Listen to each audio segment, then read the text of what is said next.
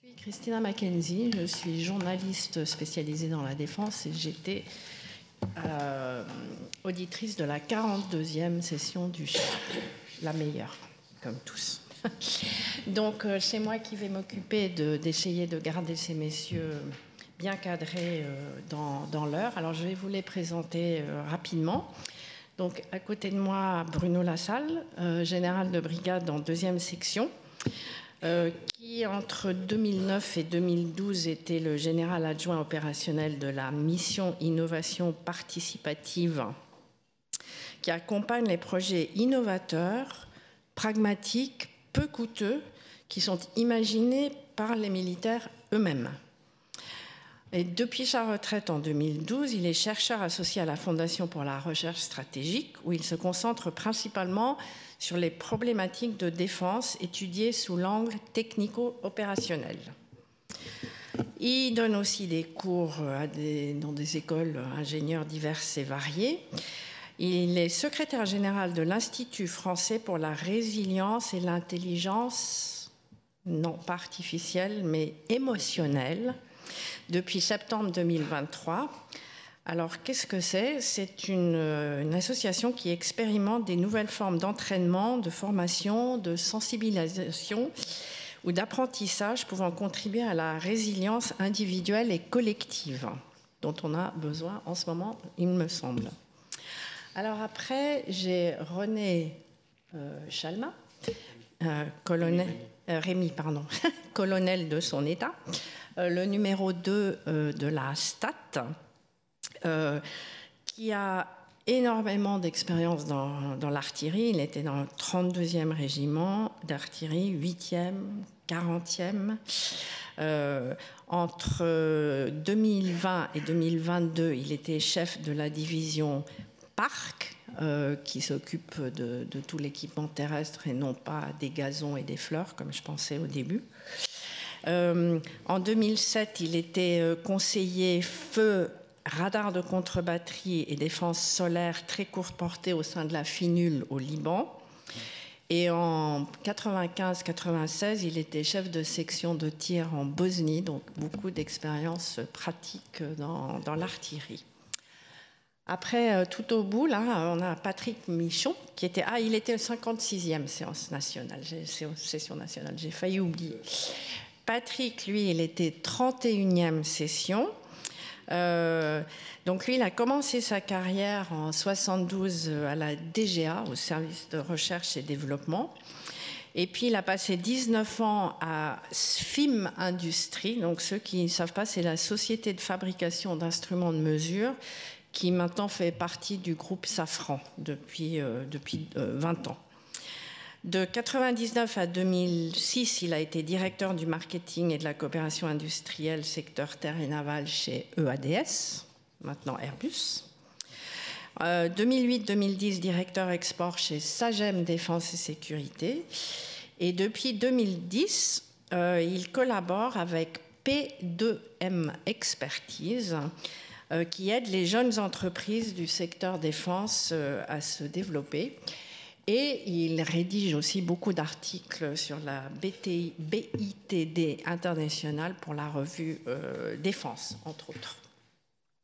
Alors, Dominique Bouchot, qui est assis à côté de lui, il a commencé sa carrière en 1991 comme ingénieur d'études au sein d'Aérospatial Missile. Après, en 2002 jusqu'en 2018, il travaillait pour GIAT Industries, qui, comme on sait tous, est devenu Nexter, aujourd'hui KNDS. Des responsabilités au sein de la direction technique munitions. Après, en 2018 jusqu'à 2021, il était responsable pour la direction des programmes munitions.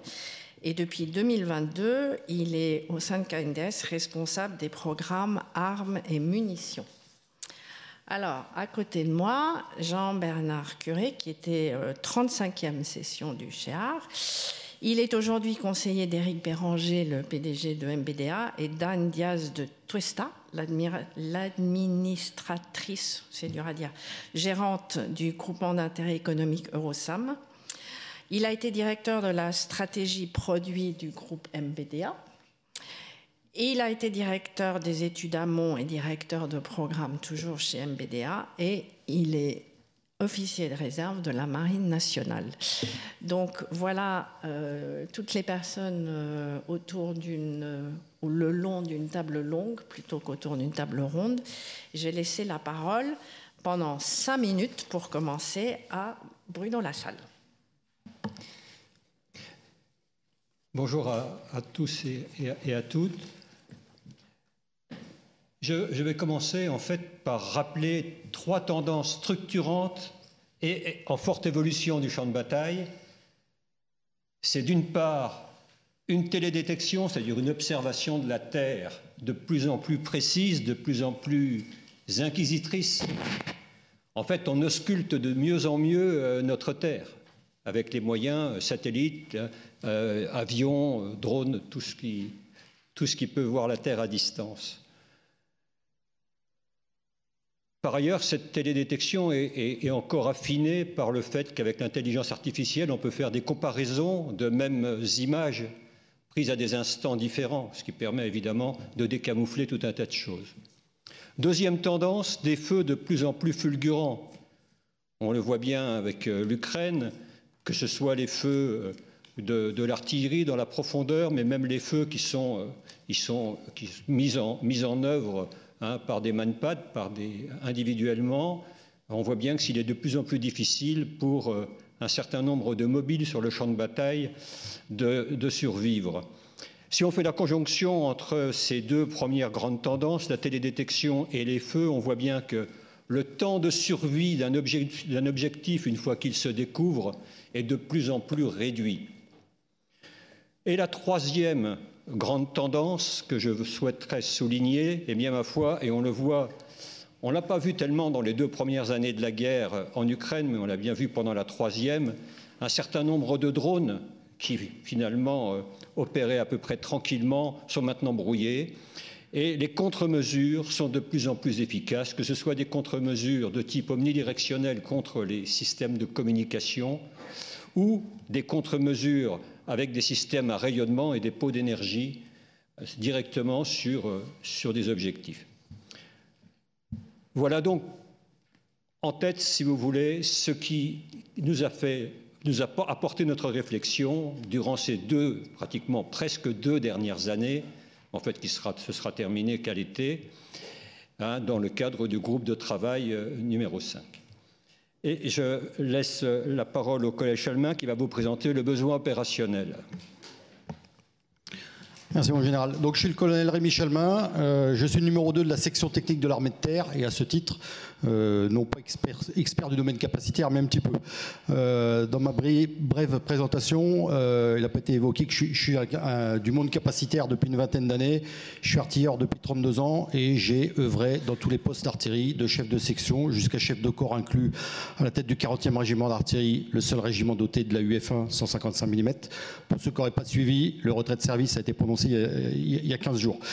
Donc j'ai occupé tous les postes et j'ai été l'expert à artillerie à l'inspection de l'armée de terre, donc à ce titre, je connais toutes les composantes de l'artillerie et pas simplement canon. J'ai été officier de programme pendant 4 ans pour l'artillerie de 2008 à 2012. 2008, c'est une date importante pour l'artillerie, on se renouvelle, on se dote du canon César. Donc le canon César qui n'a plus à faire ses preuves parce que les Ukrainiens en sont fort ravis d'ailleurs depuis 3 ans. Le canon César est arrivé en 2008, mais les munitions n'ont pas suivi. Il y avait des retards sur les développements. Donc, tant pour les obus, les fusées, les charges modulaires. Donc, on a commencé avec le César petit calibre. Petit calibre au sens où on pouvait tirer avec des munitions d'ancienne génération. Donc, petit à petit, on est monté en gamme. Donc, je vous fais un petit état des obus de 155 pour bien savoir, pour bien sabloter sur ce qu'on a exactement. Je vais vous parler de l'obus bonus, parce que c'est un obus extraordinaire qui a commencé à être inventé il y a 30 ans. Et là, j'ai une certaine expérience là-dessus et il a servi d'une façon opérationnelle. Et puis, je vous parlerai du besoin opérationnel, effectivement, pour parler notamment faire un parallèle avec les obus de 155. Les obus de 155, on a toute la gamme dont on a besoin pour pouvoir faire la guerre. On a eu pendant un temps les obus à grenades. Les obus à grenades, c'était bien. Il y avait plein de petites grenades à l'intérieur.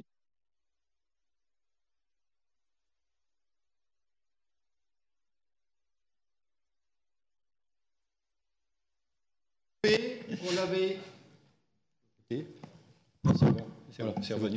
Donc l'obus à grenade, c'est belle munition, mais c'est une munition, un obus à sous-munition. Donc on a signé les accords d'Oslo, on a ratifié. Donc ce bel obus qui a été développé de A à Z, on avait les balistiques dans les calculateurs, on avait tout ce qu'il fallait.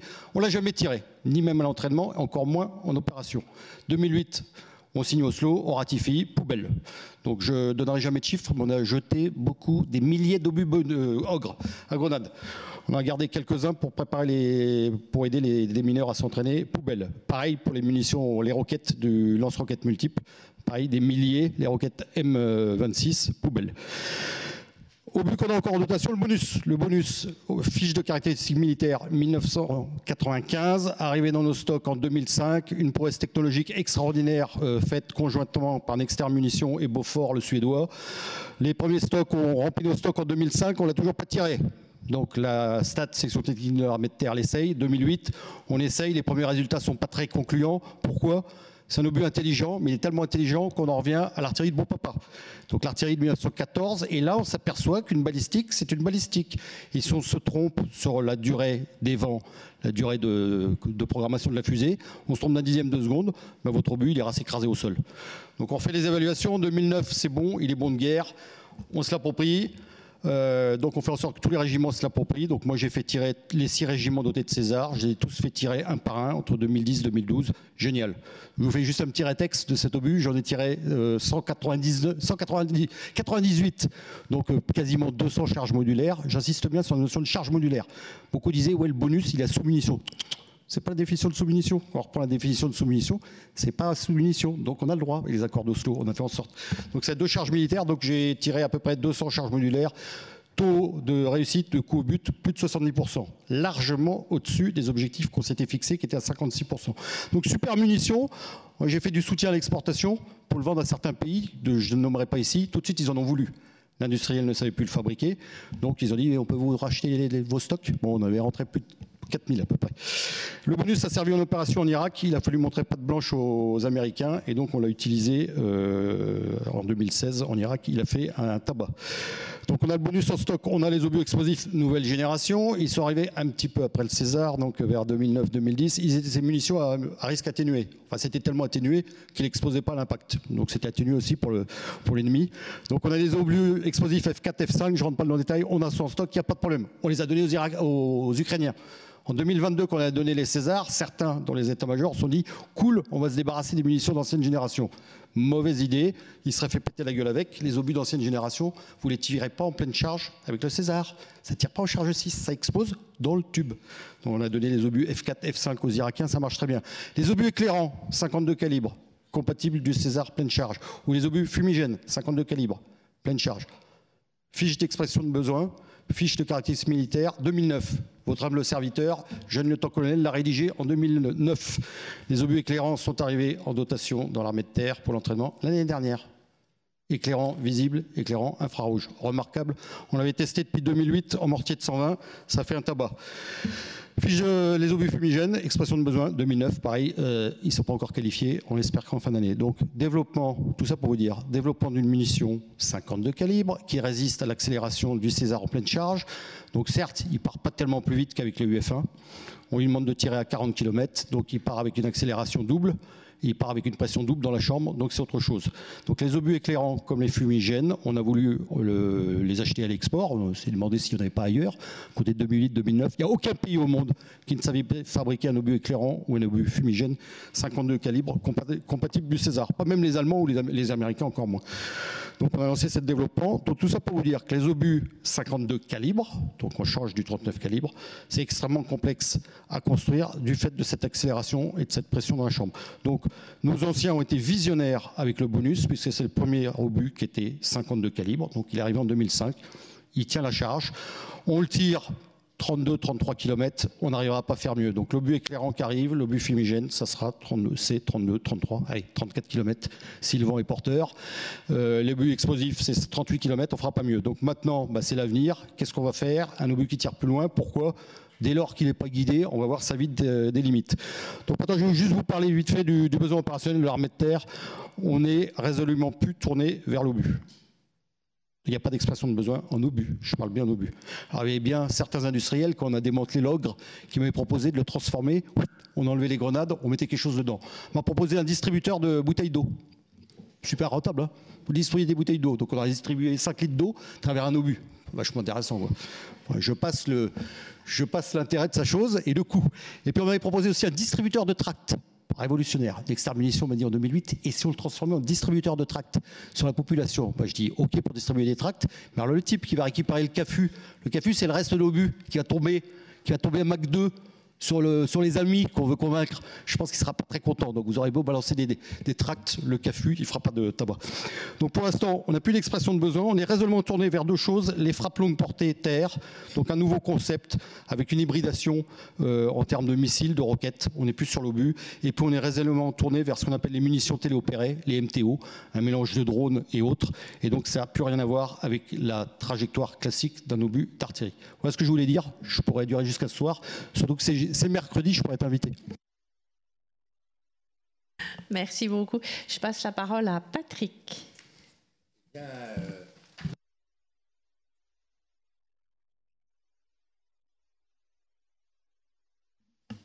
Peut-être ça marche mieux. Donc le rêve serait d'avoir un effecteur bon marché, efficace, insensible aux contre-mesures, précis.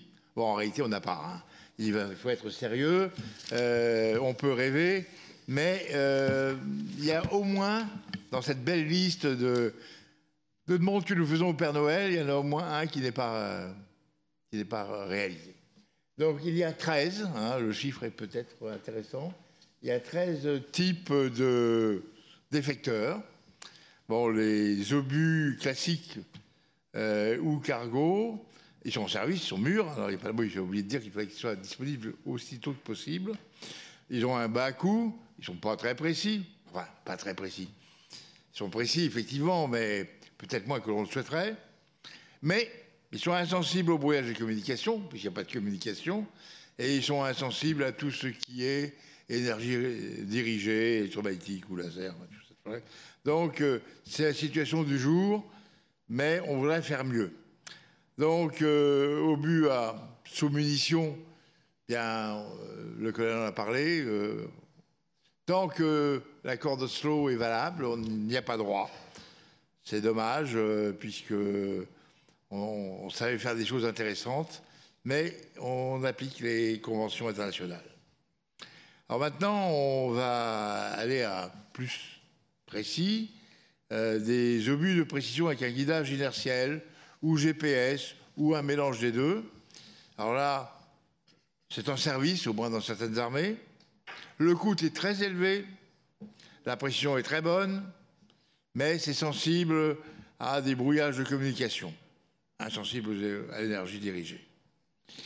Les obus de précision avec correction de trajectoire, dont les développements ont été faits par Nexter en KNDS en France, un coût un peu moins élevé que le précédent, une précision un peu moins bonne, insensibilité au brouillage de communication, peu sensible à l'énergie dirigée. L'obus guidé laser, dont on parle depuis que je suis dans le métier, hein, ça fait à peu près une cinquantaine d'années que l'on évoque ces idées-là. Il y a un certain nombre d'idées qui réapparaissent tous les 10 ans. Vous verrez quand vous aurez mon âge, hein, vous verrez que les choses reviennent. Bon. Alors, donc, l'obus guidé laser est toujours en développement. Il sera cher, il sera précis, mais il pourra être sensible à des brouillages de communication. D'obus statoréacteurs non guidés, l'intérêt c'est d'avoir une grande portée. Il est en développement, on ignore son coût, on ignore sa précision, probablement pas très très bonne, puisque dans un statoréacteur on ne maîtrise pas très très bien la poussée. Heureusement, insensible au brouillage, à la fois brouillage com et brouillage électromagnétique. Un projectile de canon électromagnétique, pour le canon électromagnétique, vous savez, le rail d'accélération, toujours en phase de faisabilité depuis pas mal d'années. Également, nous ignorons son coût, probablement élevé, si on tient compte d'amortissement des études, etc. On n'est pas encore. La précision inconnue, insensible au brouillage de communication et peu sensible à l'énergie digérée. Bon, les roquettes classiques, que l'on connaît depuis la Première Guerre mondiale, avec les roquettes Le Prieur, en service, pas cher, peu précis, insensible aux communications, puisqu'il n'y a pas de communication. Les roquettes guidées avec GPS, en service, plus cher, effectivement, précis, mais peu sensible au brouillage de communication et peu sensible à l'énergie dirigée, cela étant dit, sensible en cas de brouillage du GPS, c'est évident. Bon, les missiles en service depuis la fin de la dernière guerre, c'est cher, c'est précis et c'est peu sensible au brouillage. Les munitions dronisées téléopérées, elles sont en service, elles seraient pas chères, elles seraient précises, mais elles ont un risque d'être brouillées, aussi bien au niveau communication que électromagnétique, que l'énergie dirigée.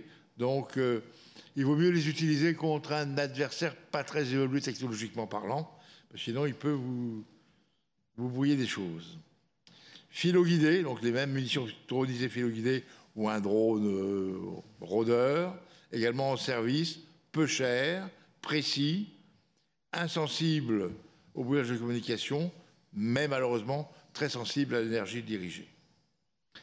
Et pour terminer, les munitions dronisées autonomes qui sont en développement, mais attention, est-ce que ce développement répondrait à toutes les exigences des traités éthiques comme quoi on ne doit pas utiliser certaines armes dans certaines circonstances? Pas forcément très cher, précise, insensible au brouillage des communications, parce qu'elles n'ont pas de communication, mais très sensible à l'énergie dirigée. Donc voici 13 types d'effecteurs que l'on peut offrir, je dirais, aux forces armées. Il reste effectivement une 14e marque non marquée d'un effecteur auquel on n'aurait pas pensé dans toute l'équipe GR5. Et peut-être vous allez pouvoir nous donner des idées sur ce point-là. Merci de votre attention. Merci Patrick. Je suis désolée, le tableau a disparu. Ça aurait été peut-être plus facile si on le voyait. Sabotage. Sabotage, exactement.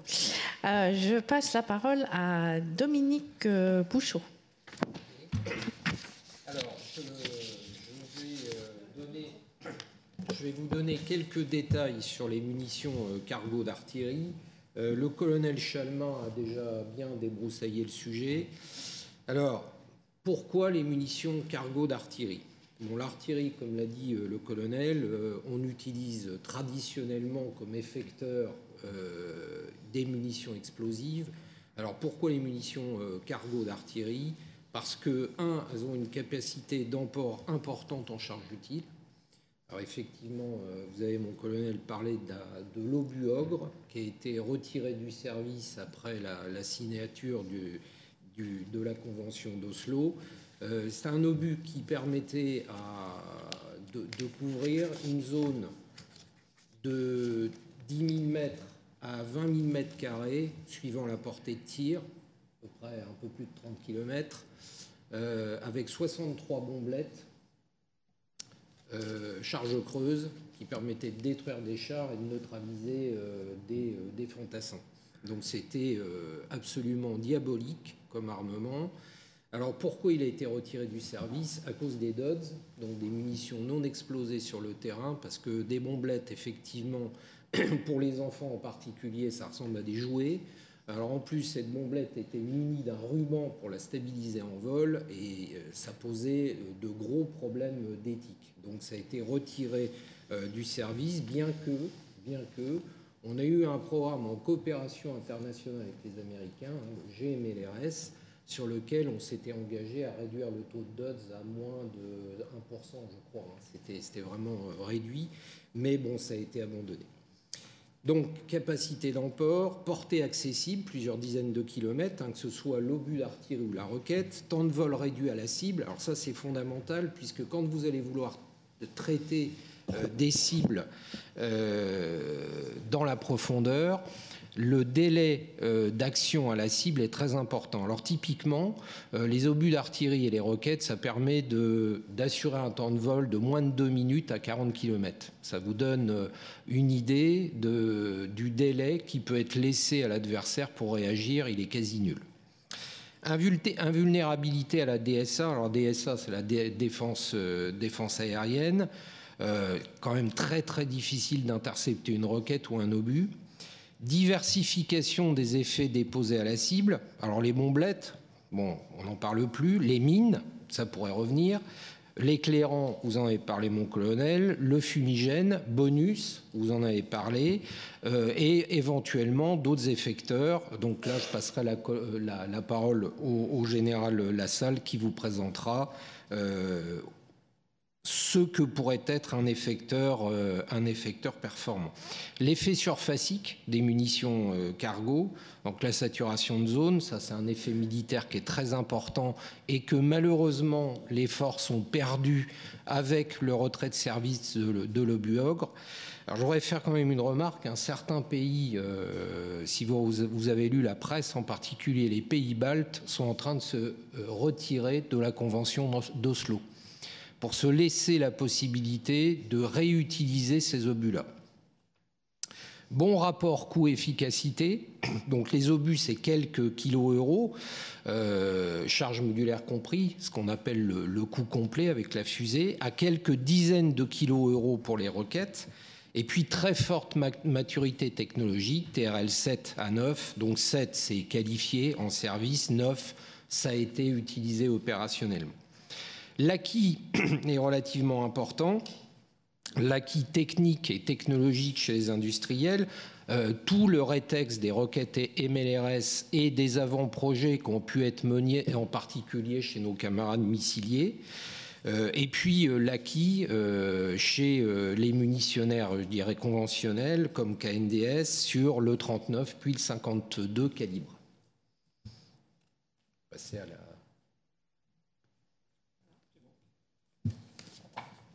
C'est bon?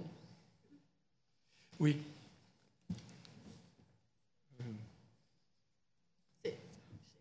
Oui, j'ai quelques... Allez-y. C'est bon?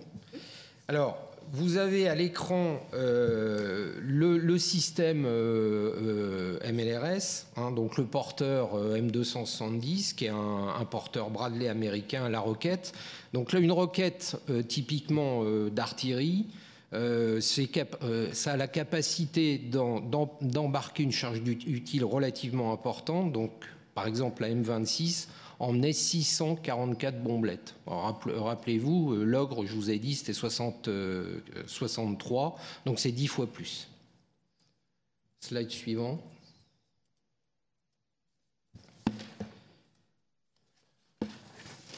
Alors, quelques données. Je vais essayer d'être rapide. Bon, je ne reviendrai pas sur la gamme, le colonel Chalman en a parlé, mais il faut avoir, pour se faire une idée concrète de la capacité à développer un produit nouveau, des ordres de grandeur, en particulier sur les munitions d'artillerie. Alors un obus, c'est en ordre de vol, ça pèse 45 kg, ça fait 900 mm de hauteur, ça porte à 35 km avec le César. Alors, bon, on ne va pas chipoter sur les tables de tir, mon colonel. Je sais bien que ces 35 km, c'est l'industriel avec le vent favorable. Bon, effectivement, c'est 33-34. Bon, on ne va pas revenir là-dessus. Les conditions auxquelles sont soumis les obus. Alors, quelques ordres de grandeur, c'est 16 000 G. On peut monter plus dans des conditions extrêmes, donc c'est énorme. Une roquette, c'est quelques dizaines de G.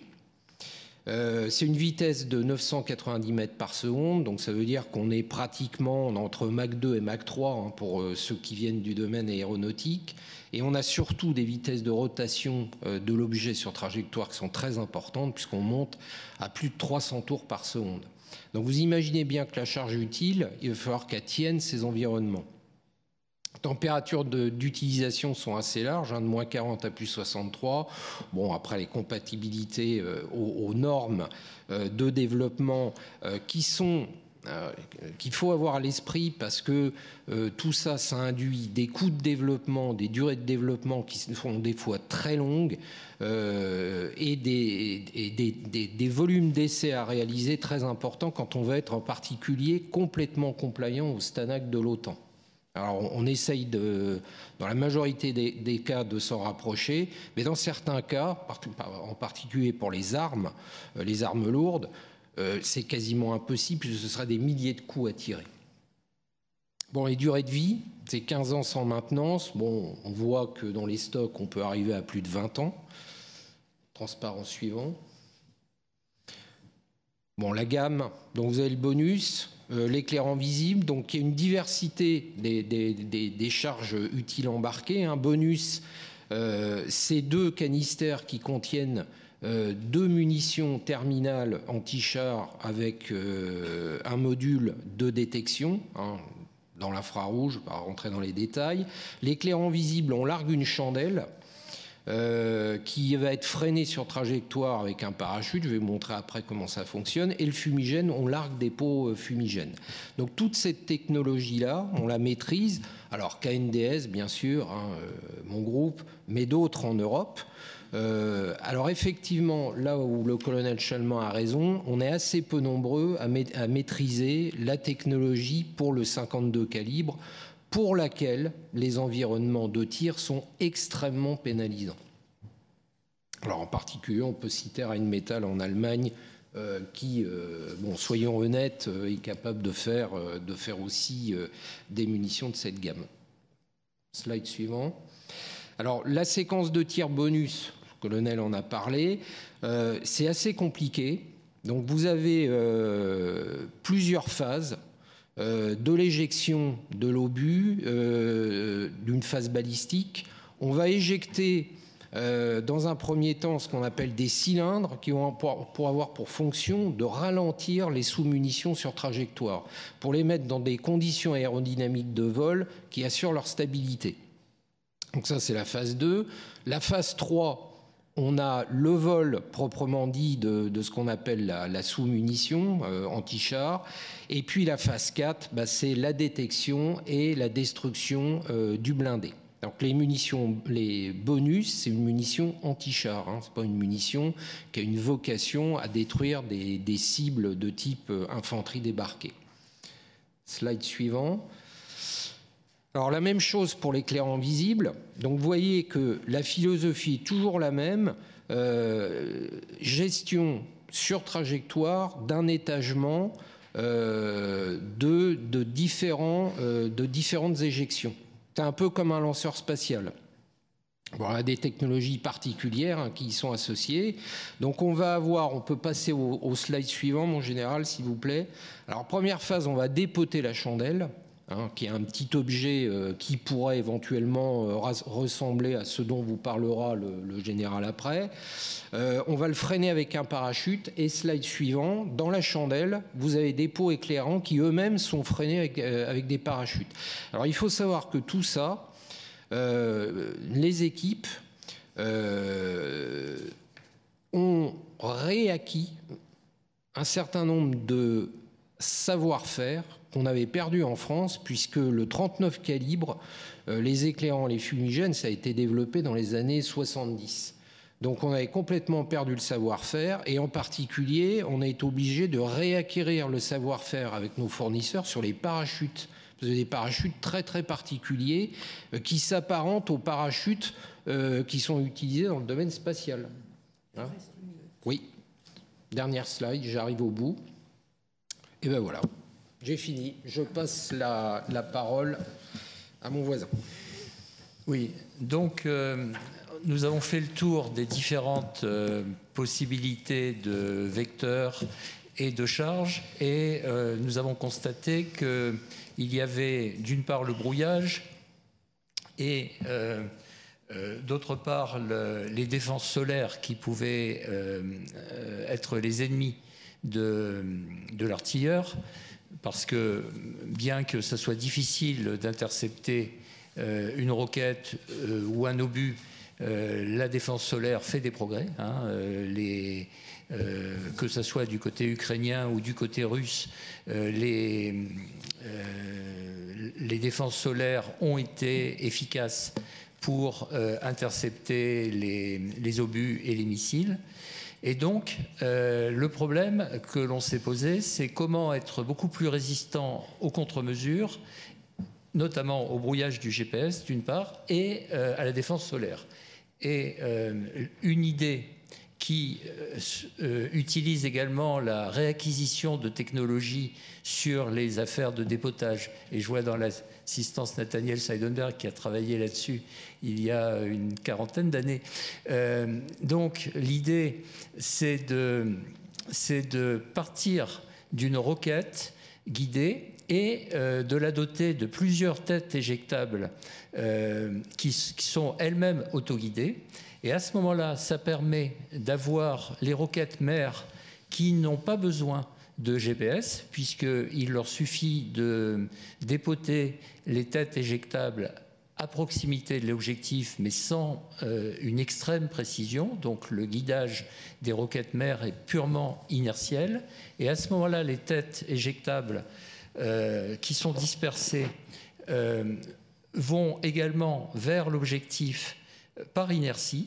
Elles n'ont pas non plus de GPS, elles ont un guidage inertiel, et ensuite elles acquièrent de façon optronique, chaque tête éjectable acquiert de façon optronique une sous-cible constitutive de l'objectif. Beaucoup d'objectifs sont constitués de sous-cibles, que l'on pense aux groupements blindés, que l'on pense aux postes de commandement qui sont constitués de plusieurs conteneurs.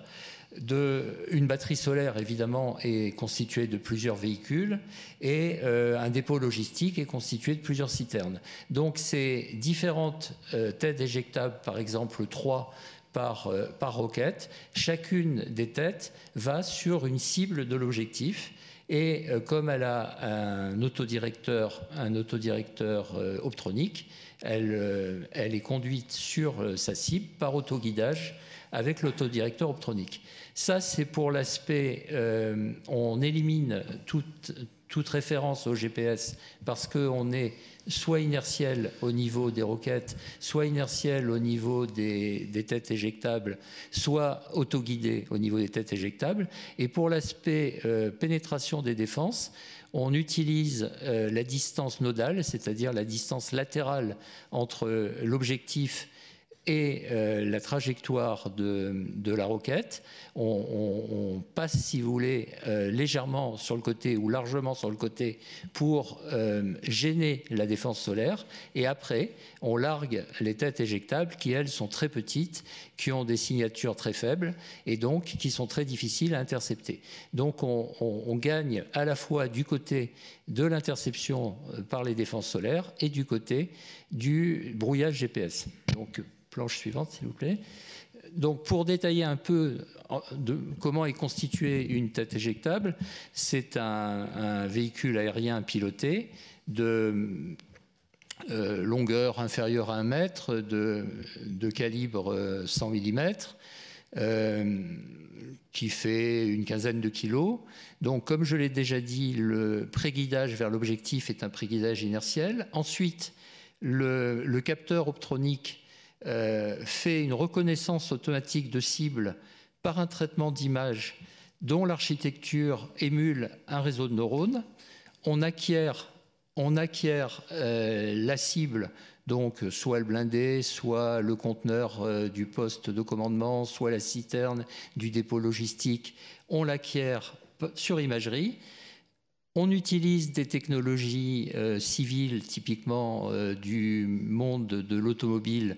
Hein, vous avez tous des capteurs sur vos automobiles qui, comme l'a dit mon voisin, les environnements roquettes étant assez bénins par rapport à l'environnement obus, puisqu'on passe de plusieurs dizaines de milliers de G à quelques dizaines ou centaines de G, on peut avoir des technologies assez simples et dont les coûts sont tirés vers le bas par le monde civil et typiquement le monde automobile.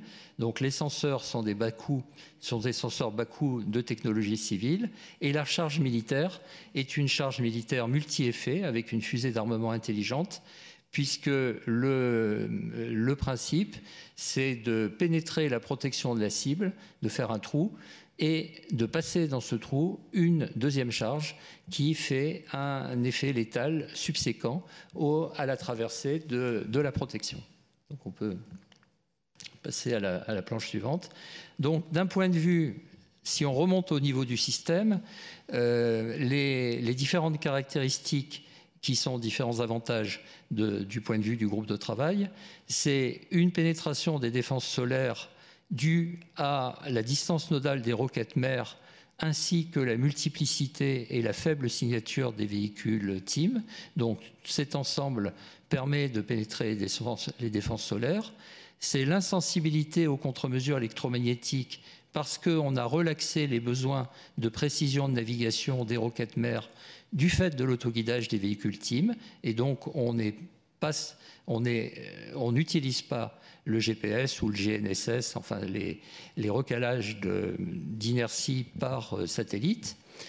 On est aussi insensible au camouflage des cibles parce qu'on a fait une reconnaissance automatique de cibles par traitement d'image en utilisant l'intelligence artificielle, et on a entraîné notre intelligence artificielle sur une base de données d'images réelles ou générées par IA générative extrêmement large, des dizaines de milliers, des centaines de milliers d'images qui permettent cet apprentissage profond, permet la reconnaissance de toutes les cibles d'intérêt, un blindé, un conteneur, une citerne, malgré les artefacts de camouflage et sans préparation de mission contraignante. Bon, la létalité, comme je l'ai dit, on attaque les objectifs de valeur dans la profondeur qui sont constitués de multiples cibles réparties grâce à la multiplicité des véhicules TEAM et à l'attaque par le haut et aux charges militaires multi-effets. La faisabilité technologique s'appuie sur le fait que les environnements sont beaucoup plus sympathiques que les environnements de l'obus.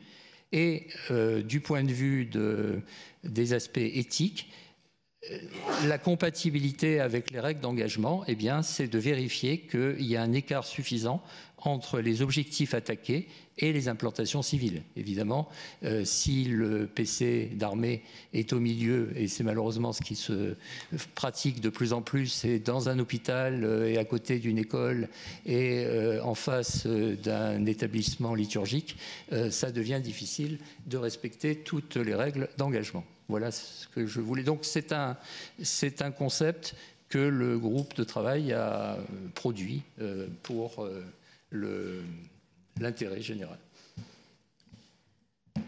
Merci beaucoup. Je passe la parole finalement à Bruno.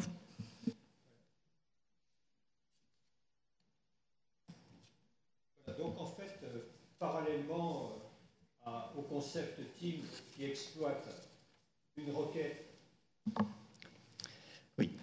De manière parallèle, donc par rapport au concept TEAM qui exploite une roquette qui transporte des munitions dronisées, en fait, en épargnant ces munitions dronisées la plus grande partie du champ de bataille où elles pourraient être neutralisées par des contre-mesures, et donc en utilisant le drone ensuite pour coiffer l'objectif de manière précise avec toutes les caractéristiques des drones qui sont par leur trajectoire curviligne d'arriver là où on ne les attend pas et de surprendre, eh bien ma foi, le parallèle c'est de faire la même chose mais avec un obus. Alors les contraintes sont évidemment différentes puisque, il a été souligné tout à l'heure, les milliers de jets qui sont encaissés par un obus n'ont pas grand-chose, enfin, sont bien plus importants que les accélérations qui sont occasionnées lors d'un tir de roquette. Néanmoins, l'obus bonus montre bien que c'est une possibilité qui existe et qui est réalisée en fonction de la qualité du calage qu'on sait faire. Et tout ce que je vais vous dire, il faut bien se mettre en perspective que ça fait plus de 20 ans, voire 30 ans que Bonus a été conçu. Donc, avec l'évolution technologique, on sait faire maintenant des choses qui peuvent être, sans exagérer, plus performantes que des sous-munitions Bonus, hein, mais qui tiennent aussi et qui peuvent résister à l'accélération des obus. Donc, le but 155 cargo avec sa charge, bon, ben, ce sont les intérêts, c'est de capitaliser sur la rusticité et la robustesse des munitions, d'augmenter la capacité de pénétration et de proposer des solutions de frappe dans la profondeur avec un coût ratio-efficacité optimisé, puisque si vous vous souvenez du tableau de tout à l'heure, on prend finalement les munitions les moins chères, qui sont quelque part les obus classiques, comme c'était le cas aussi pour les roquettes classiques, et on prend des drones qui ne coûtent pas très cher à la fabrication pour avoir un effet optimal en hybridant ces solutions. Donc on a un effet de frappe de précision ou d'observation sur une zone avancée si au lieu de mettre des munitions d'attaque, on met des munitions évidemment d'observation. On a donc une précision métrique après un vol autonome. Et les challenges techniques, eh bien, ma voix, évidemment, comme je vous le disais il y a quelques instants, c'est la tenue mécanique des munitions téléopérées au coup de canon, l'éjection de la munition téléopérée, la gestion de l'énergie embarquée dans la munition téléopérée, surtout si on veut non pas se contenter de faire dépoter une ou deux munitions indépendantes les unes des autres, mais si on en vient à l'idée de concevoir un essaim de drones apportés tout simplement par des obus ou par des roquettes, parce qu'à ce moment-là, il faut gérer l'essaim et il faut quand même quelques watts sur place pour pouvoir faire fonctionner le système en essaim. Évidemment, l'identification, désignation des cibles et liaison vers l'opérateur. Donc voilà schématisé donc, le vol général avec les différentes phases, une phase balistique, le vol du cargo, la mise en ordre de vol de la munition téléopérée et l'effet terminal après détection de l'objectif. Donc vous voyez quelque chose de très symétrique avec la roquette. C'est pour ça que ces deux concepts sont vraiment des concepts cousins, tous les deux mettant à profit cette hybridité entre des munitions pas très chères et des drones eux-mêmes pas très chers, et dont la capacité d'évolution est en pleine accélération.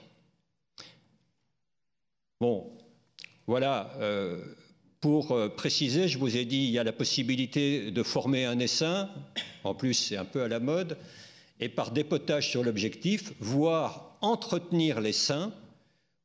Une fois qu'on a tiré les premiers obus, dans cet essaim, il pourrait y avoir donc des munitions téléopérées d'attaque, mais il peut y avoir aussi des sous-ensembles dronisés, d'une part pour participer à l'observation et donc pouvoir mesurer les effets de l'attaque.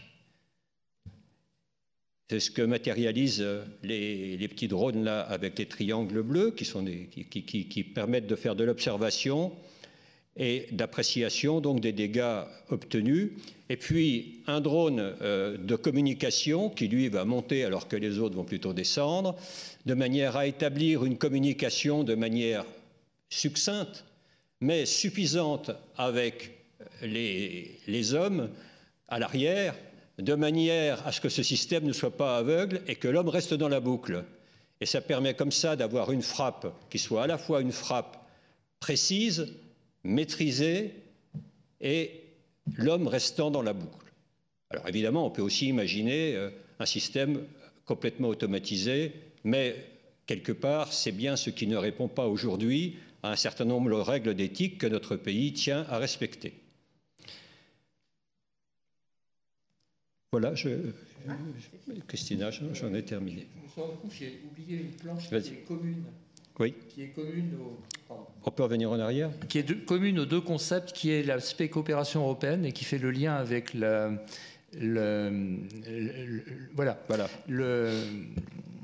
groupe précédent. Effectivement, comme vous le savez, il y a eu beaucoup de réflexions politique autour de l'approfondissement de la coopération européenne. Et d'un point de vue concret, il y a eu une réunion du Conseil européen, donc les chefs de gouvernement, le 6 mars 2025, dont il est sorti une première liste de domaines d'action prioritaires. Et dans cette liste de domaines d'action prioritaires, on est en plein dans notre sujet, puisqu'on trouve les capacités de frappe de précision dans la profondeur, les munitions et l'intelligence artificielle. Donc, ça ne veut pas dire qu'il y a une coopération européenne qui va naître demain matin sur ces sujets, mais il y a quand même un intérêt au plus haut niveau qui a été énoncé sur ces thèmes, et notamment la France pourrait trouver des partenaires. Elle a déjà des partenaires, on a cité la Suède, qui est partenaire sur Bonus et qui est partenaire sur le missile terrestre Acheron MP, et on a également la Belgique qui est partenaire sur tous les matériels terrestres et notamment le programme d'artillerie Camo 2. Donc c'est commun finalement au concept décliné de la roquette et au concept décliné de l'obus. Il y a un intérêt capacitaire reconnu au niveau européen pour ces filières. Frappe dans la profondeur, drones, munitions, intelligence artificielle. Et donc, il y a la possibilité de créer une coopération européenne. Voilà, c'était un complément commun aux deux concepts. Voilà. Merci beaucoup. Il nous reste presque 20 minutes pour répondre à vos questions. Est-ce que quelqu'un veut se lancer? Monsieur. Sur le concept d'invisibilité sur le champ de combat, est-ce que vous intégrez les nouveautés, notamment les métamatériaux qui permettent d'absorber la lumière plutôt que de la réfléchir?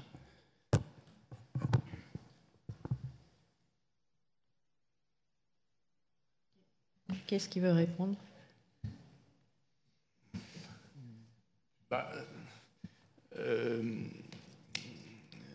Je pense que ça peut être utile pour les véhicules, pour les véhicules blindés par exemple, pour être plus furtifs. Donc c'est un peu un ennemi de nos systèmes, qui est de diminuer la signature de nos cibles. Effectivement, il y a eu des travaux intéressants en France sur des peintures spéciales, des matériaux spéciaux qui diminuent la signature des cibles terrestres. Mais pas que, si vous permettez.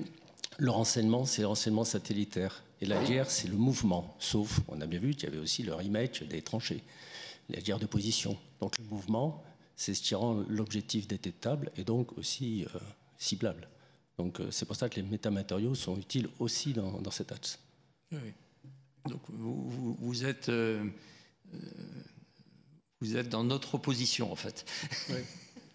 Non, mais ce qui est certain, c'est que dans la logique actuelle, où on reprend les grandes tendances, où d'un côté, dès qu'on bouge, on est détecté, et très rapidement, on peut être attaqué, il est certain que si on veut arriver à retrouver les moyens à la fois de concentrer des forces et de prononcer une attaque avec ces forces concentrées, il faut trouver le moyen de créer des bulles qui mettent à défaut l'observation adverse sur une surface localisée, suffisamment grande pour permettre ce rassemblement et de prononcer l'attaque, et à partir de là, de reprendre l'offensive.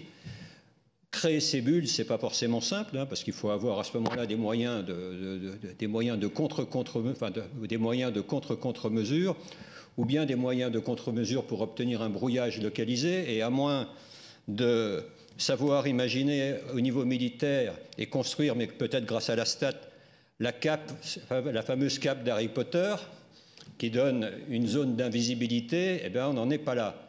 Néanmoins, on voit bien aujourd'hui que ça, c'est quelque chose. C'est-à-dire qu'il y a deux idées. Il y a d'une part, c'est d'arriver à faire une bulle de moindre visibilité, et d'autre part, de pouvoir disposer de suffisamment d'effecteurs, ce que font les Israéliens avec le dôme de fer, pour, dans une zone donnée, limiter les impacts des systèmes d'agression.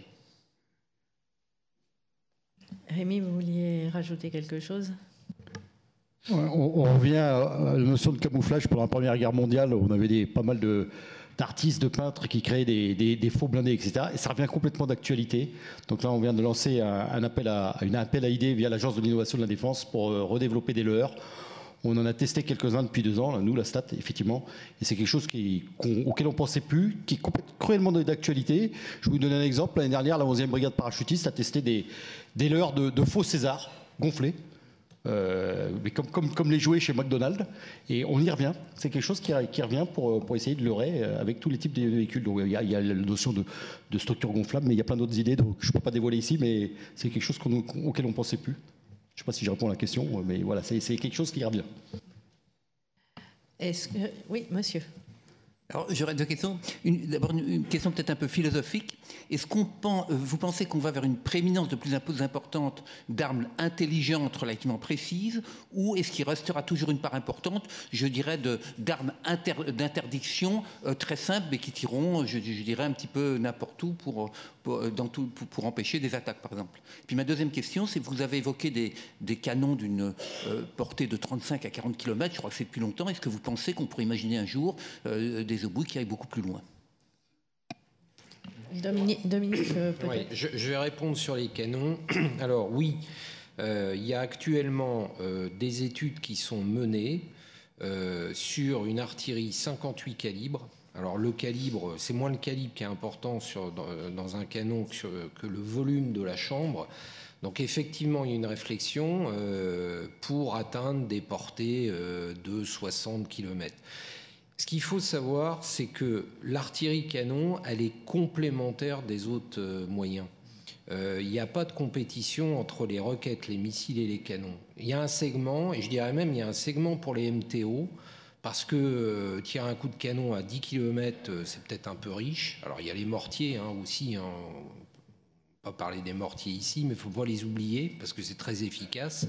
Donc il y a des réflexions au sein des équipes industrielles, au sein de la DGA, au sein des états-majors. Il y a un certain nombre d'ETO qui ont été lancés, de programmes d'études amont. On échange tous les uns avec les autres pour essayer de voir comment on va segmenter demain à chacun son créneau. Parce que les MTO, effectivement, c'est très facile à utiliser, ça peut être portable, c'est quand même assez redoutable. Ça peut être parable avec la DSA, mais il n'y a pas des canons anti-aériens partout. On les a tous retirés du service quand on a jugé un peu béatement qu'il fallait bénéficier des dividendes de la paix. Je ne ferai pas de commentaires, mais on voit le résultat maintenant. Donc on se réinterroge aussi sur la défense anti-aérienne canon, où il faut tout reconstruire. Donc tout ça pour dire que chacun a son segment. Voilà. Donc oui, il y a des réflexions. Maintenant, vous dire si ça ira ou pas au bout, je ne sais pas. Après, je peux me permettre de dire une chose sur la compétition technologique masse. Très récemment, nous avons eu, nous, KNDS, une réunion avec les Américains sur un programme artillerie. Les militaires américains nous ont dit cheap and mass. Voilà. Les réflexions dans l'administration américaine, enfin dans l'US Army, je parle de ceux que je connais, c'est cheap and mass. Donc ça veut dire ce que ça veut dire. Ça veut dire que l'inflation, peut-être qu'on est à un tournant et que l'inflation technologique est terminée. Donc il va falloir mettre le trigger au bon niveau, partout. Parce que sinon, vous allez faire des équipements très chers, mais surtout très longs à construire. Et d'ailleurs, le cycle de fabrication, bon, nous, on nous met la pression, les Césars, vous en entendez parler, les munitions conventionnelles, c'est pareil, mais plus les munitions sont compliquées, plus le cycle de fabrication est long. Parce que c'est pas que l'industriel intégrateur, c'est toute la supply chain.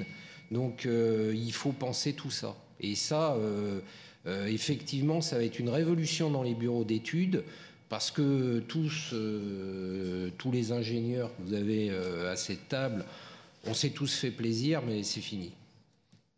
Je crois que c'est fini. Voilà.